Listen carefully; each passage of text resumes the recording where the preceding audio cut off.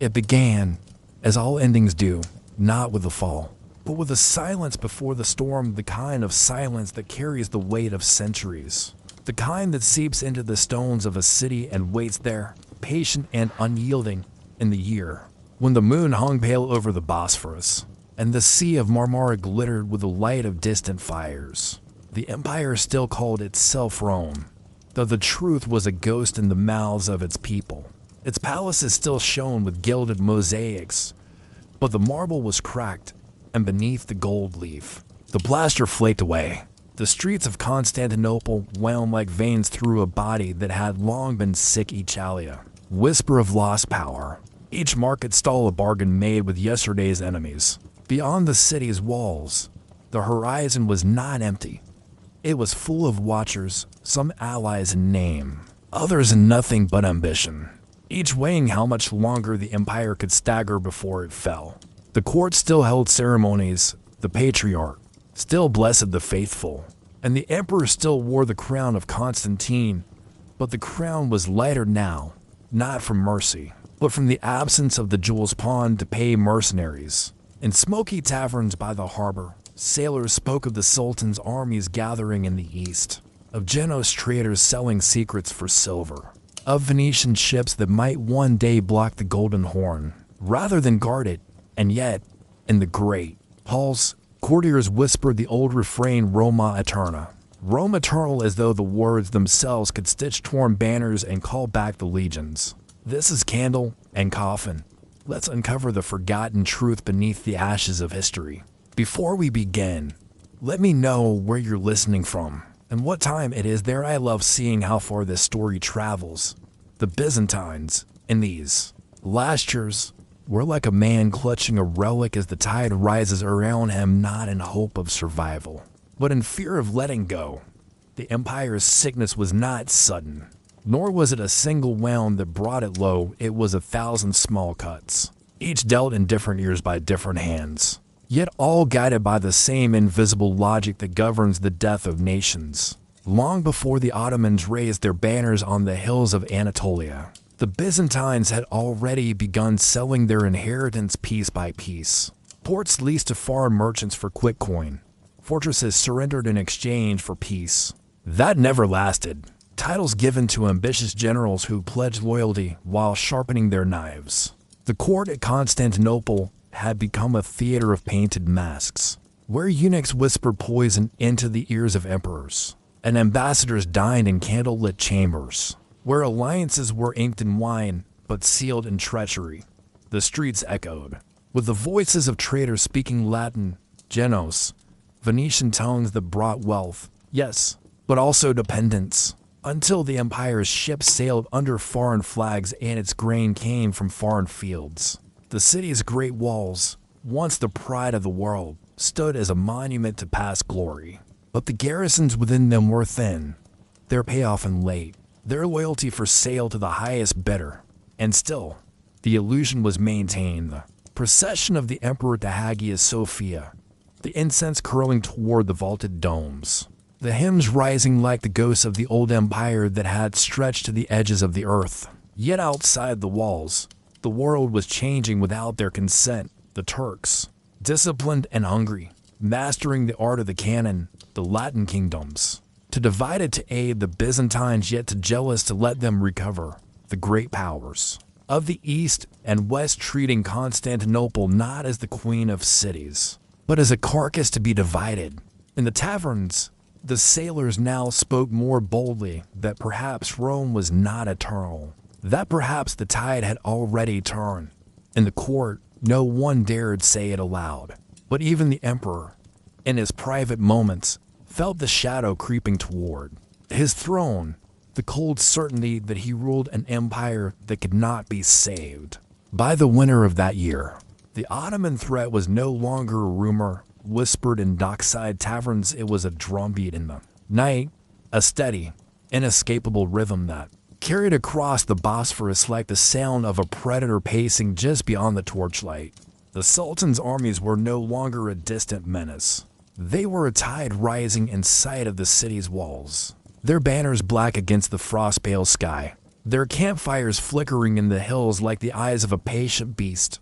Mehmed, the young sultan, had inherited not just the armies of his father, but the vision to finish what generations of his ancestors had attempted, the taking of Constantinople, the final breath of the Eastern Empire.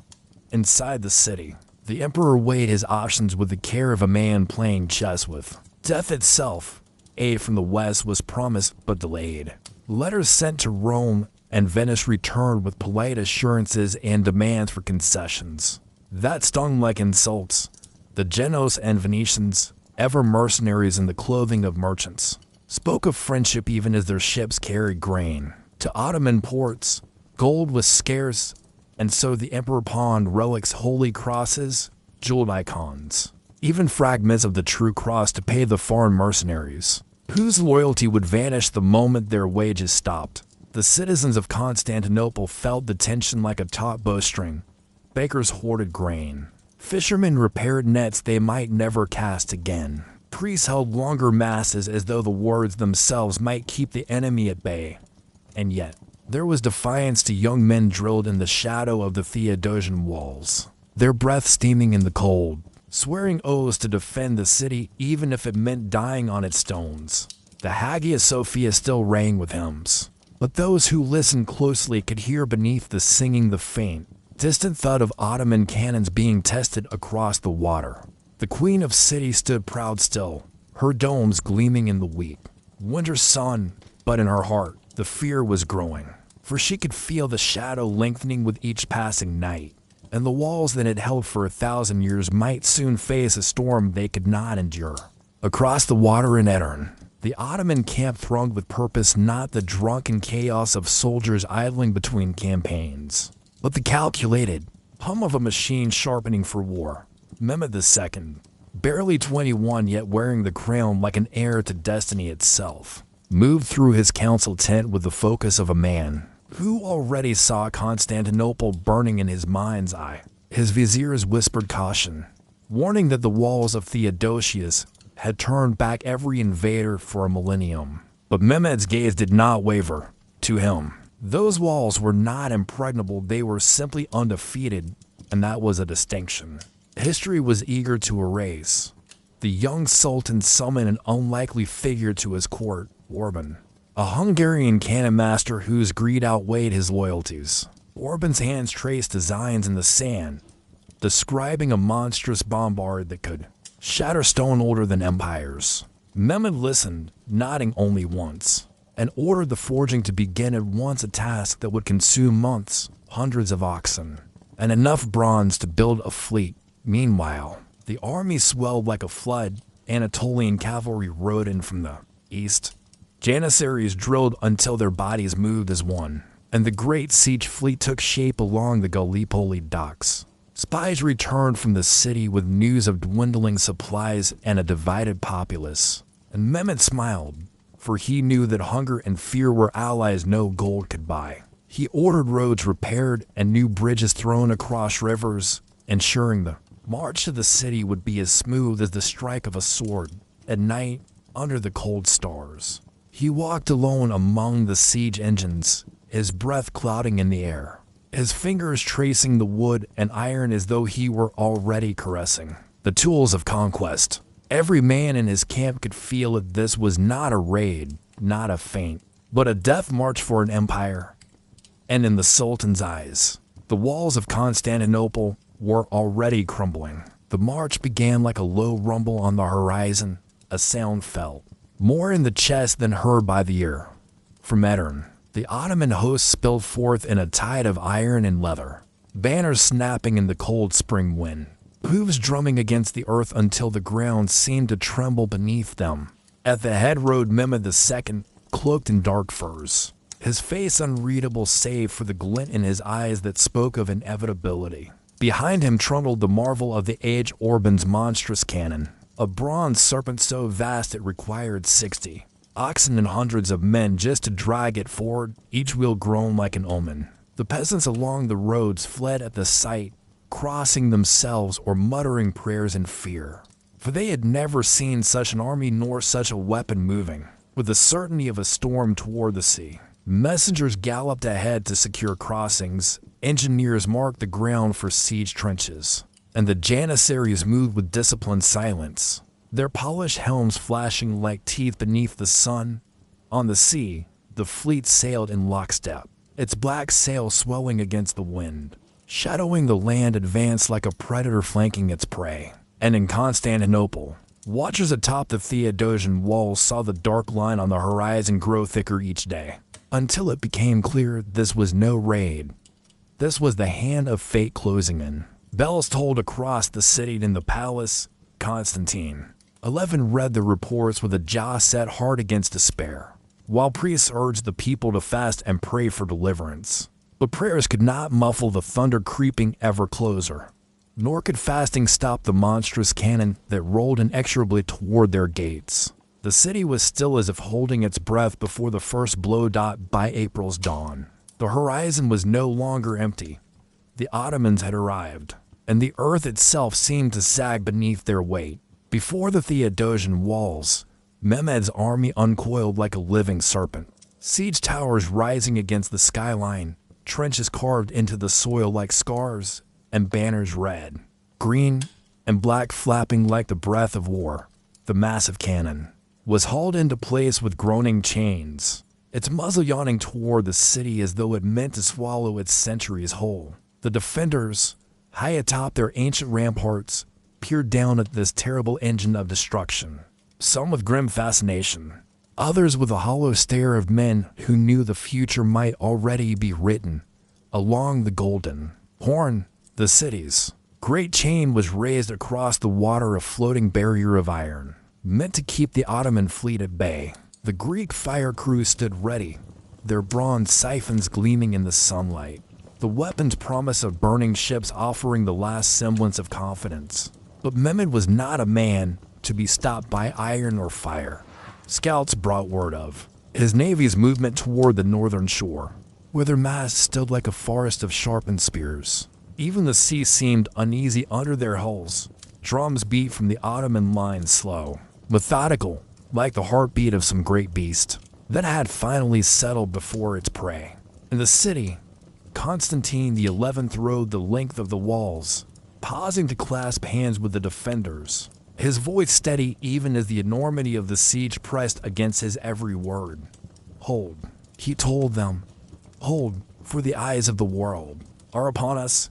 Outside, Mehmed watched from a hilltop, a faint smile on his lips as engineers measured distances and artillery crews primed their weapons. Soon, the first roar would shake the air. Soon, the war would no longer be a shadow on the horizon, but a thunderclap at the gates.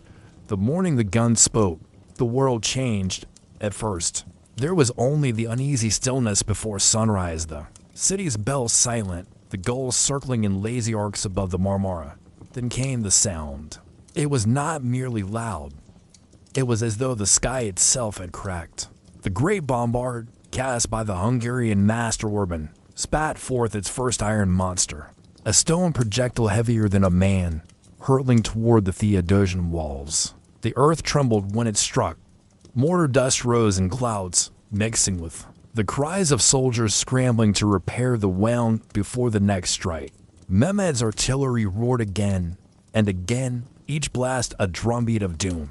Across the lines, the Ottomans worked in relentless rhythm, cannon loaded, fired, swabbed, and loaded again, day after day. At night, the defenders clambered over the damaged sections, hauling stones, timber, and sandbags under torchlight, patching the ancient walls like doctors stitching a patient who would not stop bleeding. Greek fire hissed from the battlements at any Ottoman unit daring to come close, the flames clinging to wood and flesh alike, burning with an unholy brightness. Yet the enemy pressed on, their siege towers crawling forward like dark leviathans on creaking wheels. Above it all, Mehmed's pavilion stood on a rise, banners snapping in the wind. The Sultan himself watching with the calm patience of a man who believed time was on his side. Inside the city, whispers spread about dwindling food, about Genos, promises of aid, about visions of angels guarding the walls. But against the thunder of those guns, Even heaven's promises seemed faint. The siege had truly begun, and now each day would be measured in stone dust, blood, and the slow erosion of hope. It was in the dead of night, beneath a moon half shrouded in cloud, that Mehmed played the move no one believed possible. The Ottomans had been blocked at the mouth of the Golden Horn by the great chain, a monstrous iron serpent, stretched across the water, anchored to the towers on either side. Behind it, the Byzantine fleet and their Genoese allies floated in smug security, confident that no enemy ship could breach their watery sanctuary. Mehmed did not argue with the chain. He went around it for days in secret. His engineers and laborers carved a wooden road over the hills behind Galata, greased with animal fat and covered in planks. Then, in the black hours before dawn, hundreds of oxen were yoked to Ottoman ships, and with the grunt of beasts and the straining cries of men, the fleet began its impossible journey overland. Lanterns bobbed in the darkness as galleys, their oars folded like the wings of sleeping birds, slid over the hills as if the earth itself had become a river. By morning, the defenders woke to a nightmare. Ottoman warships now floated inside the Golden Horn, behind the very walls they had thought safe.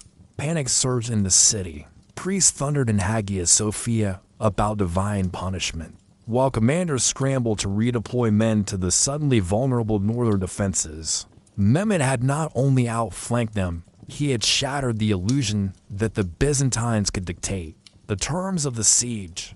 The Sultan's ships, anchored like steel fangs inside the horn, were a silent promise. There would be no corner of Constantinople untouched by his will. The siege ground on like a slow, grinding millstone, turning men into dust and courage into exhaustion.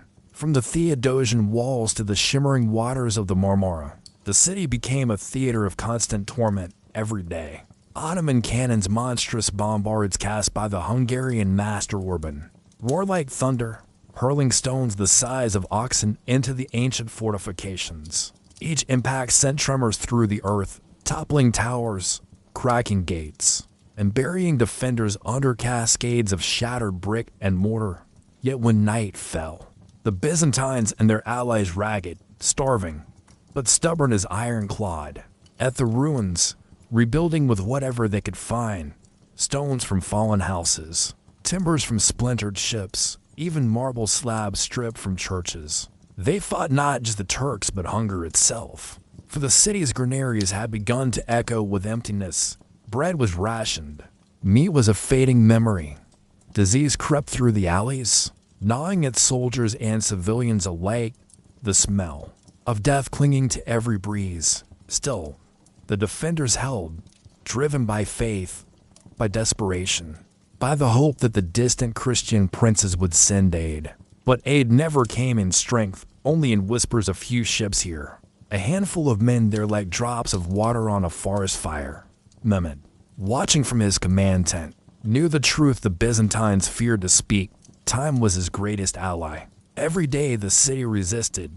It bled a little more, while his army, vast and fed by the empire's reach, could afford the weight, and so the walls became scars. The streets became graves, and Constantinople began to understand that it was not merely under siege. It was being slowly, methodically erased. It was in the dead hours before dawn, when even the sea seemed to hold its breath, that the defenders of Constantinople gambled everything on a counterstrike. Giustiniani Longo, the Genoese commander, whose armor gleamed like burnished steel in the torchlight, gathered a small band of his best men, Byzantines, Italians, and even a few Catalans, and led them out through a postern gate beneath the battered land walls. Their target was the Ottoman siege works that had been inching closer with each passing night, creeping toward the city like a strangling vine. The moon, veiled by drifting clouds, offered just enough shadow for stealth. At first, it was chaos. In triumph, they fell upon the sleeping Turks with sword and axe, setting fire to wooden palisades, collapsing trenches, and toppling ladders meant for the final assault. The blaze lit the sky in a furious orange, the sound of steel on steel cutting through the night like a cry of defiance. But fire is a double-edged ally. and its light betrayed them. Soon the Ottoman camp erupted with shouts, drums, and the pounding of feet. Janissaries poured in from all sides, their curved blades flashing, their discipline turning the tide. Giustiniani's men fought like cornered lions, retreating step by bloody step toward the gate. Arrows hissed through the air, pikes thrust forward with murderous precision. Many never made it back, their bodies swallowed by the dark earth beyond the walls. By sunrise, the postern gate was barred once more, but the price was high. The enemy's works were only partly destroyed, and Mehmed's resolve had hardened. The Sultan saw the raid not as a victory for the defenders, but as a sign that Constantinople was desperate enough to take reckless risks, and the desperation was the scent of a city nearing its end. The morning after the raid, as the smoke still coiled lazily over the charred remnants of his siege works, Mehmed summoned his commanders to the heart of the Ottoman camp. His eyes burned with a predator's focus. His voice, low and measured, carried more weight than a shouted command. The plan he laid before them was madness or genius. The great chain still barred his fleet from the Golden Horn, and the Venetian and Genoese ships within kept the city supplied and the defenders' spirits alive. A direct naval assault had failed. So Mehmed proposed to do what no sultan before him had dared, to haul his entire fleet overland. He would drag galleys from the Bosphorus, across the steep and wooded hills of Galata, and launch them into the sheltered waters of the Horn, bypassing the chain entirely. The room fell silent, save for the creak of armor and the faint rustle of silk. Some whispered that it was impossible, that no man could move such ships without tearing them apart. Mehmed's answer was a cold smile. By that same afternoon, laborers, engineers, and soldiers swarmed over the hills, clearing paths, laying down grease planks and rollers, building a wooden roadway wide enough for warships. Hundreds of oxen and men would haul the galleys under cover of darkness, their hulls gleaming with oil, their sails furled tight like clenched fists.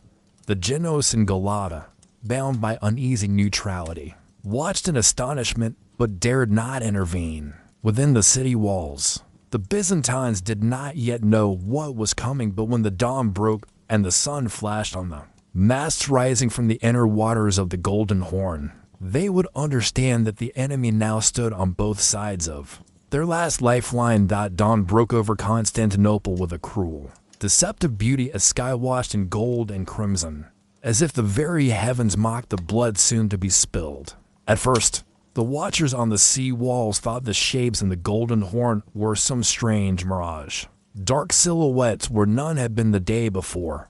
Then the light grew, and their disbelief curdled into horror. Ottoman banners read as fresh wounds fluttered above dozens of war galleys anchored calmly inside the Horn, their oars dipping lazily in the still water.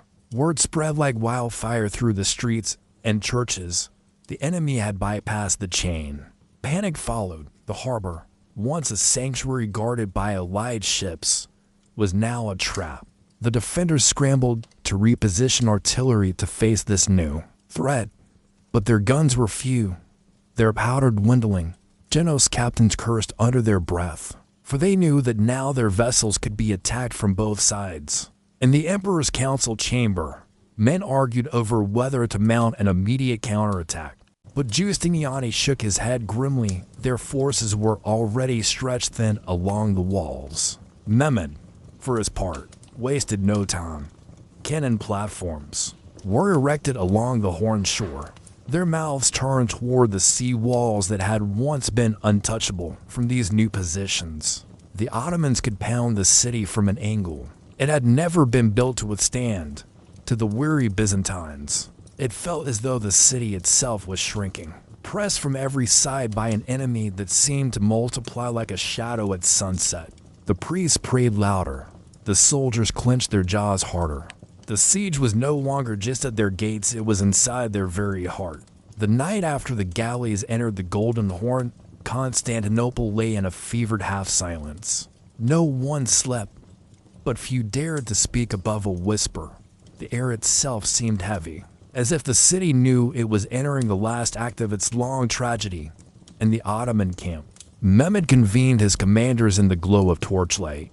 Maps were unrolled, their edges penned by scimitars, and the Sultan's finger traced the walls, marking the points where his cannon had already torn the stone thin as parchment. "We strike everywhere, all at once," he said, his voice low, "but edged with steel. They cannot stand if they do not know where to stand." He ordered fresh fascines, scaling ladders, and siege towers to be brought forward, and for his gunners to increase the pace of their bombardment, not merely to break the walls, but to break the spirit within them. In the city, the emperor walked the battlements with Giustiniani, both men gaunt with exhaustion. Their armor dulled by dust, they spoke in short sentences, measuring every resource, barrels of powder, quivers of arrows, the number of men still able to lift a sword. At the Blachernay quarter, children carried stones to the walls, their small hands bleeding, while old men hauled timber to shore up the breaches. Priests moved among the workers, holding up crosses and icons, reminding them that every stone placed was a prayer made visible, and above it all, the ceaseless thunder of cannon, a grim drumbeat marking time until the inevitable assault somewhere. In the darkness beyond the torches, Mehmed's army slept in ordered silence, gathering its strength, knowing the end was close. Inside the walls, the Byzantines gathered theirs too, knowing the same dot by dawn. The city awoke to the sound of the earth itself shaking. The great basilisk cannon roared, its stone ball slamming into the battered Theodosian walls with the force of a hammer against glass. Dust and fragments rained down upon the defenders, stinging their eyes, choking their lungs. Yet they stood their ground. The sky was a pale wash of smoke-stained gold as the Ottomans unleashed a symphony of destruction. Smaller cannons pounded. The flanks, great siege towers inched forward behind walls of shields, and engineers advanced with hook poles to tear away the city's outer defenses.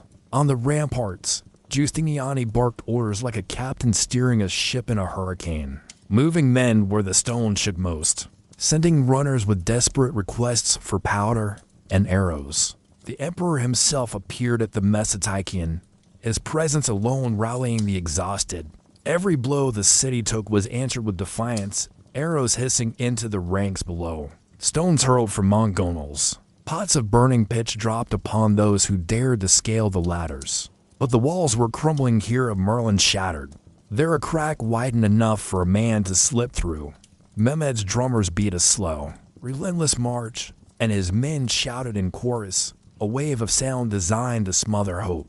Fires broke out in the city from the constant bombardment, and smoke twisted into the morning air, mingling with the cries of the wounded. Yet, in the heart of Constantinople, in Hagia Sophia, the people still gathered to pray beneath its vast, echoing dome, asking God to hold the stones together a little longer.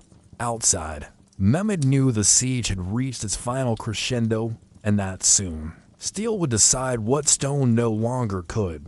The morning's light was a cruel liar it painted, the ruins of the outer wall in warm gold, but every glint was blood on stone. The first true breach yawned at the Mesoteikion like a wound torn into the city's flesh. Mehmed's infantry surged toward it in a black tide, their spears bristling, shields locked. The Janissaries behind them chanting with a rhythm that seemed to strike in time with the heart. Giustiniani met them head-on, his men crashing into the breach with swords drawn, their armor dinted and blackened by days of fire. The fighting was no longer a battle of formations, it was chaos. Men grappled in the dust, blades hacking, shields splintering, arrows thudded into wood and flesh alike. Blood slicked the rubble underfoot, turning every step into a gamble. Above, defenders hurled down stones the size of a man's head, crushing helmets and snapping bones. Yet still the attackers came. The emperor himself fought in the press, his sword flashing, his voice hoarse from shouting. Twice the Ottomans were driven back, their dead littering the breach. But each time Mehmed sent more, relentless as the tide. The great basilisk roared, again, smashing another section of wall, and a second breach began to form. Giustiniani was wounded. A shot from an arquebus tore through his armor, and his men saw him falter. Whispers of his retreat spread like sickness, and in the hearts of the defenders, a shadow deeper than fear began to grow. The sun was climbing higher, but to those on the walls, it seemed only to burn away what little hope they had left. When word spread that Giustiniani had been carried from the walls, it struck like a dagger into the heart of the defense. The Genos. Captain's men wavered, some pulling back, others fighting with the desperation of men who knew the tide had turned. The emperor rode the line like a man possessed, his armor scorched, his banner tattered, calling the faithful to hold fast for the sake of the city, for the sake of Christendom itself. Yet every street, every gate, every tower now trembled under the weight of the Ottoman assault. The Janissaries poured into the breaches, stepping over the bodies of their own dead without slowing, their eyes fixed on the city beyond. Horns blared, drums pounded, and the air was a furnace of dust and smoke. The emperor threw his Varangians and his last reserve into the fray, men too young or too old for the first lines, priests carrying swords in place of censers, even merchants who had sworn they would never bear arms.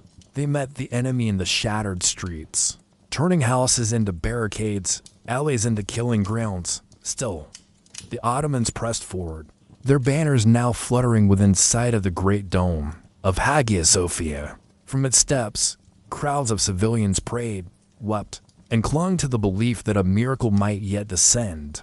But no miracle came, only the inexorable advance of men and steel, and the knowledge that the hourglass was nearly empty. The breach had become a roaring river of steel, surging into the veins of Constantinople. Streets that had moments ago been filled with shouts of defiance now drowned in the chaos of retreat, screams, and the clash of blades. The Janissaries advanced with the cold precision of a tide that knew no turning, their ranks tightening as they pressed deeper. Byzantine defenders fought like wolves cornered in their own den, some swinging swords until the hilts broke in their hands, others hurling stones, boiling water, even lit torches from rooftops. The emperor, his purple cloak torn and armor dented, still rode among them, striking with his own blade, refusing to leave the field. But the city itself was betraying its defenders now. Narrow alleys funneled retreating men into killing grounds. Collapsing walls buried fighters beneath rubble, and fire, sparked by flaming arrows, began to lick hungrily at wooden homes. From the harbor, the desperate cries of sailors rose as Ottoman ships poured in through the broken chain, disgorging fresh troops into the docks. Above it all, the banners of the crescent advanced street by street, the gold thread catching the first gray light of dawn. The people of Constantinople could feel the air itself change. The old world was shattering, and a new one was stepping over its ruins. Constantine XI had no illusions left. The city he had sworn to defend was gone in all but name, yet his oath still bound him like iron. Near the gate of St. Romanus, amid the piled corpses of friend and foe, he dismounted, cast away the imperial regalia, and stood as just another soldier in the last minutes of a dying empire. The streets were a tangle of smoke, blood, and shattered stone. Above the noise of steel, he could hear the guttural chants of advancing Janissaries, their drums pounding like a war god's heartbeat. Around him, the remnant of his guard fought in a tight knot, swords flashing, shields buckling, the cobblestones beneath their boots slick with crimson. The emperor's blade rose and fell, each strike a sentence passed against the invaders, each step backward a surrender to inevitability. Witnesses would later speak of his face not in fear, but in fierce calm, like a man already walking into legend. And then, in the crush, he vanished, swallowed by the tide of men and steel. His body never found. Whether he fell as a king or slipped away to live in exile became the city's last whisper of hope. But for those who saw him fight, there was no doubt he met the end as the last true Roman, sword in hand, in the streets of his city. The final surge came like a tidal wave. The Janissaries, drunk on victory and adrenaline, poured through every breach, every alley, every shattered gate. Behind them followed the irregulars, wild-eyed and howling, a human flood sweeping aside the last fragments of Byzantine resistance. The air was thick with the crackle of burning timber, the bray of trumpets, the clatter of hooves on stone. At the heart of the city, the Hagia Sophia loomed not as a sanctuary now, but as the last unclaimed jewel of a fallen crown. Inside, thousands of civilians huddled beneath its vast dome, clutching icons and rosaries, whispering desperate prayers that the ancient prophecies might yet come true, that angels would descend, that the walls would rise again. Instead, the great bronze doors burst open, and Ottoman soldiers stormed in, their boots echoing like thunder on the marble floor. They smashed through the terrified crowd, ripping down banners, silencing the priests mid-liturgy. Outside, Mehmed rode at the head of his guard, his face unreadable as he approached the cathedral. He dismounted, stepped into the vast shadow of the dome, and gazed upward not with reverence, but with possession. "There is no God but Allah," the muezzin's voice rang out, and the Hagia Sophia, which had sung in Greek for nearly 1,000 years, answered in Arabic for the first time. A new empire had been born, and the old had been buried without a grave dot in the days that followed. The streets of Constantinople lay silent except for the groan of the wounded and the rasp of crows picking at the dead. Smoke still curled from the bones of houses, and the air was heavy with the bitter tang of lime where the Ottomans had buried the rotting heaps. Survivors wandered like shades, their faces hollow, their language now the tongue of a conquered people. Mehmed, the boy who had dreamed of Rome, walked the ramparts alone and looked out over the Golden Horn, no longer the moat of an unconquerable city, but the harbor of his empire's new capital. He renamed it Istanbul, though in the whispers of the displaced it would forever be Constantinople, the queen of cities. The Hagia Sophia now wore a crescent where the cross had stood, its mosaics plastered over, its echo changed from hymns to the call to prayer. And yet, in the hidden corners of the city, in the small chapels and shadowed courtyards, the old faith persisted, quiet but unbroken, waiting for a dawn that would never come. The prophecy had been wrong. The angels had not descended. The marble king beneath the golden gate had not risen. The last Byzantine emperor lay unburied beneath the rubble, and with him was buried an age. Yet as Mehmed's court celebrated, as the minarets pierced the skyline, the city itself battered, bloodied, but eternal breathed again. Empires rise and fall, but Constantinople endures, not as it was, but as it must be. And somewhere, in the deep wells of time, its walls still stand, waiting for another siege.